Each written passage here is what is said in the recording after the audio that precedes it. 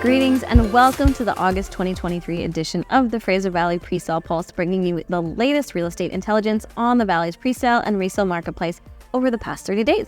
I'm Susanna Gonsalves. And I'm Brittany Reimer, and we are, some would say, Suze, nearing the end of the summer. We're just now starting to see market activity begin to moderate. It looks like buyers were able to find their sunscreen and take a little bit of a break. Now, supply-demand conditions remain forever challenged in the Fraser Valley still. Case in point, we've only seen 2 concrete launches in Central Surrey this year alone, Sequoia and Lucent. Now, both of these programs are now well absorbed, with less than 300 units remaining available between the two of them in Surrey City Centre. This, of course, has been a boon for wood frame construction in the market. Our very own Pura by Adera that can attest to that. Yeah, now what's challenged launch activity then? If supply conditions support bringing product to market, why haven't we seen more come to the market? There are still several challenges being navigated by developers in this market. For one, there is so much ongoing construction in the Fraser Valley. Developers are actually struggling to find contractors or construction companies that have capacity to take on the work. The second is just land. While the incredible appreciation and recovery experienced in this market is positive, high land costs have made it very difficult to bring product to market, even at this current pricing. 9% plus on interest rates per year, that's an additional $120 a square foot. Many developers just cannot accommodate that in their values.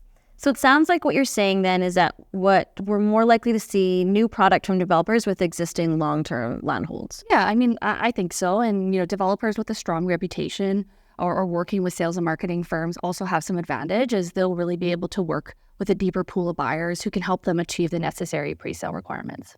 But with that in mind, why don't we get into project features? Yeah, sounds good. All right, so let's start with the new South Village condos at Latimer Heights. This 6-story wood frame condo will add an additional 117 units into the 74-acre master plan community of Latimer Heights. South Village condos will consist of a mix of 1 to 3 beds, blending at approximately $800 for price per square foot. Now, that is pretty competitive pricing for this area. It's only a bit higher than the previous wood frame condos that were released as part of the Latimer Heights community plan back in 2022. Yeah, I'm also noticing that the price per square foot is sitting lower than Unity, which launched back in June and has been seeing really great success due to low price points. Now, we mentioned during the last pre-sale pulse that they were about 83% sold of released product within 2 weeks of sales at around a 900 per square foot mark. In contrast, South Village condos sold 59 units within the first 2 weeks of launch, leading them to about 50% sold. Not quite the success Unity saw, but still significant.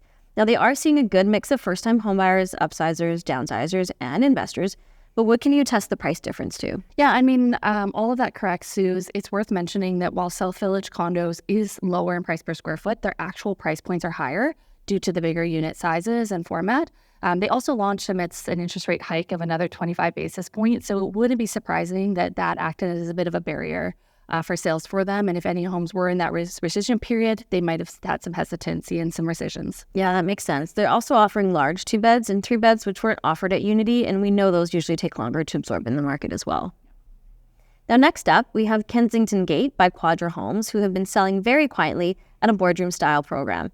Kensington Gate will be bringing 79 condos and 12 townhomes into the Willoughby area at a blended price per square foot of about $875. Yeah, these Quadra always nails it, this format in Langley. One thing about Kensington Gate is that I'm finding really unique deposit structures that they're advertising. So unlike most programs that require a deposit up front, when you write the contract, Quadra Homes is allowing the purchasers to actually write a contract and wait the 7 to 10 days before they commit to a firm contract and pay the $10,000 deposit. On top of that, they're only requiring a maximum of $50,000 for deposit for any home type, even though they're not slated for completion until 2025. Yeah, that is definitely attractive for somebody who may be unable to come up with the higher deposits otherwise needed for most other developments. Yeah, absolutely. And Quadra has their secret recipe in Langley. They do it right. They've got their connections of the local agent market. So no surprise they saw incredible success without a public marketing campaign. Yeah, so let's dive into some resale stats. Yeah, so after 5 months of successive increases, we are starting to see the first slowdown in the sales for the summer months. With 1,368 transactions in July, sales decreased from 29.3% from the previous month. Now, this decrease is what we often see during the summer sales cycle, and my guess is the increase of the 25 basis points to the interest rate has contributed to that.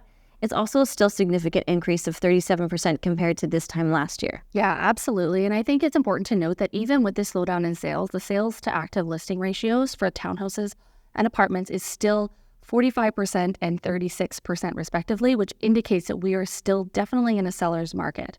This leads us to believe that the slowdown isn't necessarily due to a loss of interest in the market, but more that buyers are just taking a little bit more time before making that purchase decision. Now, in terms of supply, July saw 2,800 new listings, which is a 16.6% decrease compared to June, but still about 20% higher than July of last year. We're then seeing the opposite with overall supply, with an increase of 4% compared to June and a decrease of 3% compared to last year. Yeah, and so even with the decrease in sales, we're seeing benchmark values rise at 0.5% compared to last month. Not substantial, but still an increase and in the right direction, bringing us closer again to that 2022 value mark. Well, Brett, I believe that wraps us up on another edition of the Fraser Valley Pre-Sale Pulse. And don't forget to subscribe to our channel and Newswire, our daily email newsletter providing you with the latest real estate news. We want you to stay informed and real estate intelligent. So thanks again for joining us, and we'll see you for September's edition of the Pre-Sale Pulse.